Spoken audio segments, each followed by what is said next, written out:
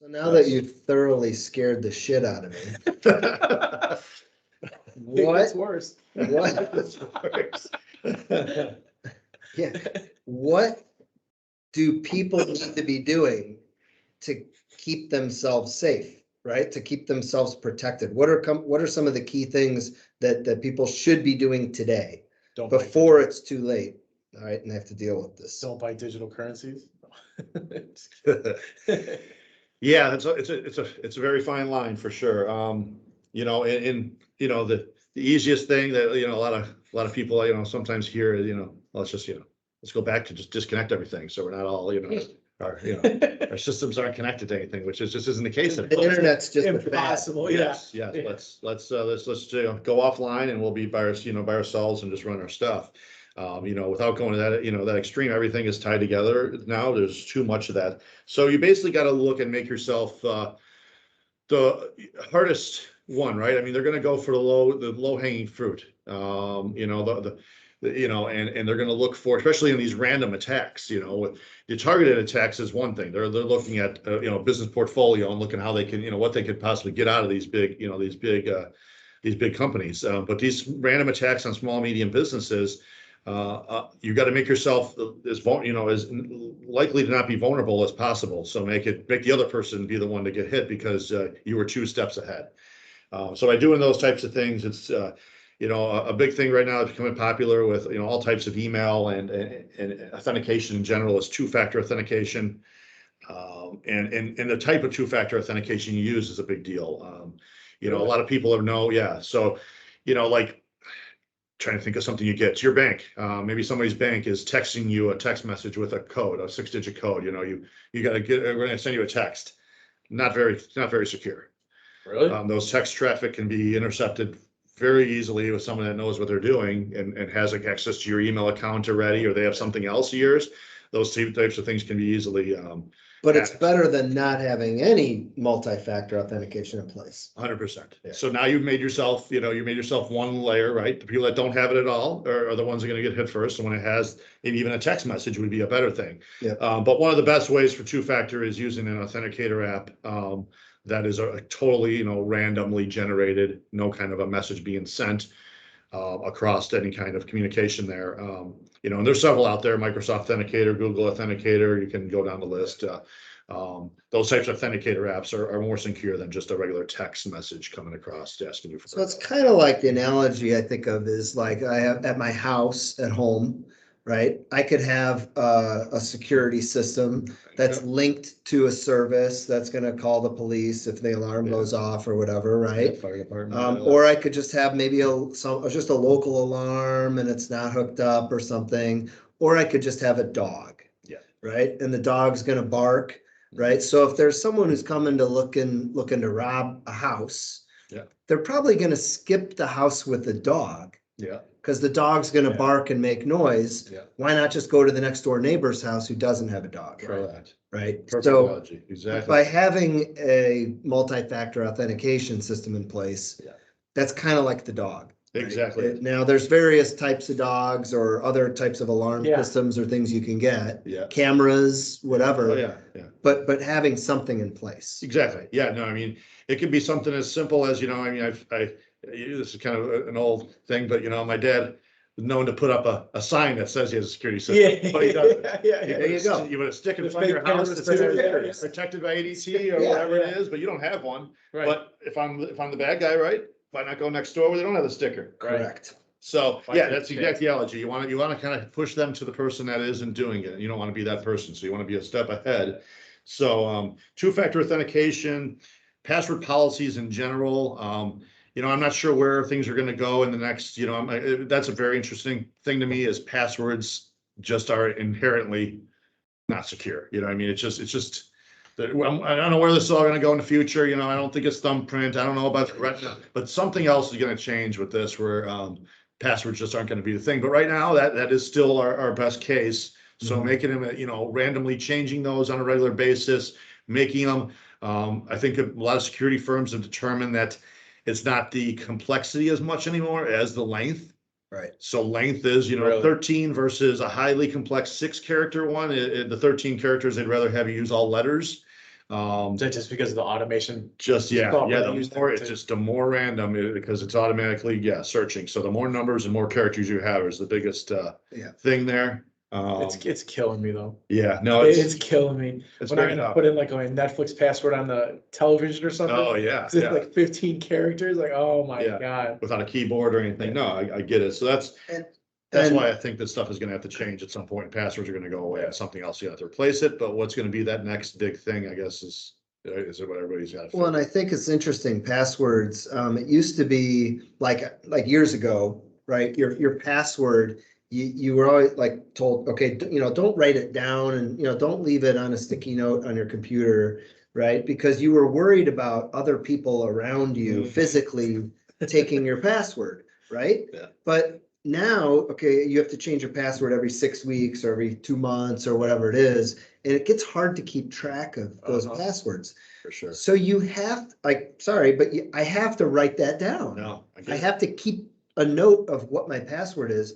But the thing is, I'm not really worried about people physically around me Not using my anymore. passwords. Not anymore. I'm worried about these cyber criminals from overseas or wherever they are hacking in, That's right? a major difference. So you're asking me what changed in the last 25, years I've been here. That would have been something 25 years ago. I'd say, don't put it in that notebook next to your computer. Now that's maybe one of the safer It's places, safer, because yeah. that notebook can't be scanned. It can't be hacked. Yeah. Now if you lose it, that's one thing, but someone's got to be able to trace it back to you.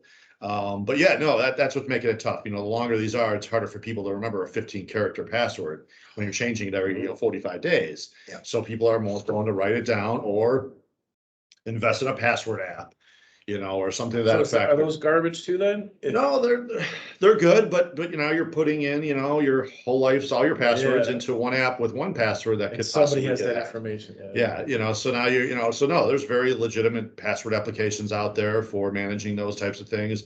There's whole services out there that you can pay for managing passwords. But that's why I think, in the future that, if we're gonna say where things are gonna go in 5 years, I kind of hope. And let me give you an example here. So to your point of the length of passwords and the types of characters, I'm looking at a chart right here. And it talks about how quick, if you have a password type breaker, it will take, if you have a 10 character lowercase letter password, it could be 58 minutes. Something could break it, right?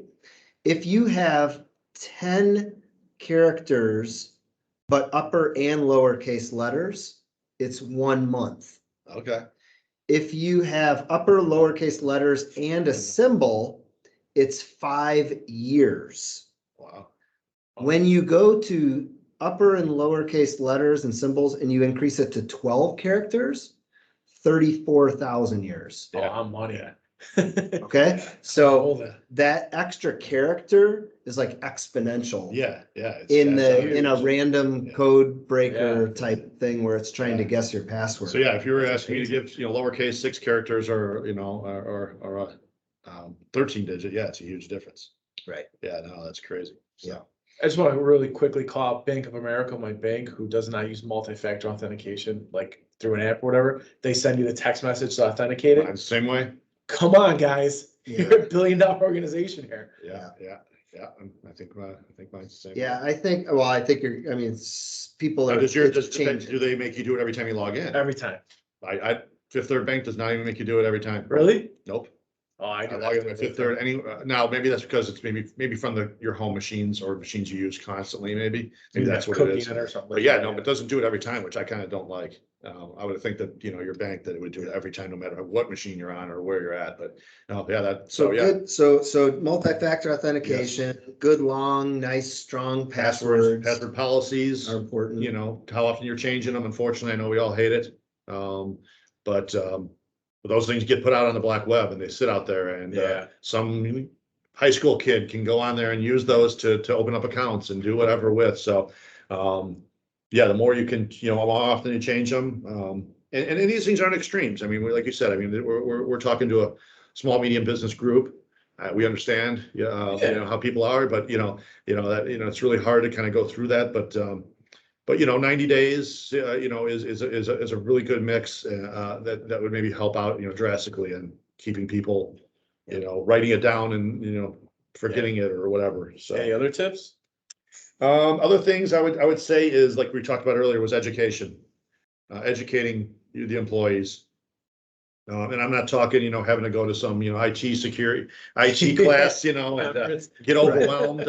I'm talking something that the regular everyday person that's, working in a business should just know, the to-dos and Like don'ts. a 30-minute, almost like a 30-minute PowerPoint. These are some key things that you need to be aware of and understand. Correct. Yeah. Examples, showing them what, to look for in a spoofing, phishing email, message. You get that message, putting in policies, educate, the company putting in policies that, hey, our accounts, receivable, we get our accounts payable department gets a request for changing an account number for automatic payments for ACH. We place a phone call. We don't take the email and say, oh, they just decided to change their bank to this place. Yeah. No, we get on the phone and we call those people and Talk say, to someone. talk to someone and get a sign off from them, in some other way. Even if you're going back to old school stuff, we're seeing people going back to requiring someone to fax over something, Yeah. showing that it's, that we're doing it. But again, it's a multi-factor. Yes. Yeah. Confirmation, Exactly. right? Don't just take one request and run with it. Try to get a second approval or second authorization or confirmation. Yeah, because that will usually open up a conversation and multiple people then, no, we never did that, this type of things. No, I don't think that's right. Or, we're not changing a bank. And next thing you know, you get, this thing, because these people are very smart, and especially when it comes to email campaigning, where they will watch your emails and see who you're emailing and vendors and customers that you're emailing on a regular basis, to the point where they'll be able to create invoice numbers and be able to go back to the person and say, hey, remember invoice number this and this, we're you haven't paid it yet. Please, we need to send it to this new draft, this new account number instead of the old one. And so that, all the numbers make sense to the payables girl or whatever, and everything, looks, jives, the amounts are right, everything is right. Yeah. So that it looks like it's coming from them. So is it like automated from there, or is that? Those are somebody usually, sitting no, there? there's usually somebody, yeah. Really? Yeah, Wow. monitoring those things and starting that chain and knowing, and finding both ends of that communication, the customer and vendor customer relationships, Amazing. and watching both ends and getting one end of it hacked, so they can use that person's to talk to the other person then and do what they want to do. So those are very, and that's why your password for your email, something as simple as that gets out there. They can start things, and then those, right, even internally, that if they get a hold of yours and you're emailing me, it's an internal email, I think it's you. Yeah. So it's a lot less of that second thought where you do when Yeah, you you see it just when look somebody at it, outside. yeah. Yeah, it's just, you just kind of take it. Trust it. It is. So those are definitely the education, and company policies are very important, and some of the, very inexpensive and very easily to implement without costing a lot of money and a lot of overhead. Just putting a policy in place that, Yeah. we hire a new person, these are the policies we go through when they get hired, those types of It's things. almost like you're, it's education, and that you're showing people, these are the types of things that are out there, and these are the things some key things that you need to be aware of and be on the lookout for. But I think that also helps to explain to people why you have some of the precautions you have in place. Exactly. Like why you change your passwords, why you have to have multi-factor authentication and stuff. So they understand that it's not just because Keith, the IT guy, is a pain in the butt. Exactly. No, that's exactly it. No, it shows them why we're doing what we're doing, why they can't, why can't I just put my home computer on the network when I come in and listen to music, through the company network? No, you can't do that. Right. We don't know what's on your home computer, who's, Yep. what your kid's been doing on your home computer that you Yeah. brought in. So no, it definitely lets them kind of a little bit more knowledge that we're not just doing it to be the bad guys. That's funny. I went about a year or two ago doing went to the bank, I don't know, it was a refinance or something. And they had asked for all these documents, so I put them on a USB drive, and I took it to the bank, and I was meeting with the guy, and I go, everything you need's right on here. And he looked at me, he goes, yeah, I can't plug that into my computer. Who do you think you are? Right? I totally Double understood. stuff. But it never crossed my mind as I'm just like, hey, I'm gonna make this really convenient for you're trying to the help them out. bank Yeah. and just give them all this stuff on this USB drive. but he kind of looked at me like, yeah, not a chance, not gonna happen, Yeah. you know? Oh, Well, he knew what he was doing then. Yeah, right? It's- And this was A while ago, yeah. quite a while Yeah, ago. that's been, now. that's, and we're seeing that, this stuff is already in place in most large businesses, right? And it's still things are occurring to them. So the small businesses usually don't have any of this stuff in place. So, an education So- program and this isn't, this is something that unfortunately is something that we're all gonna be living with for the foreseeable future. Like we just said, jokingly, this ransomware going away. But we also, this stuff is going to evolve just like it has, like I said, for the last 25 years. So this isn't you educate once and you're done. This is a yearly kind of thing, an annual thing you should review and see what new stuff is out there and make yourself, available. There's plenty of forums. There's a lot of things that, a company can do themselves without having to, pay to kind of just see what's the latest stuff. There's plenty of information out there.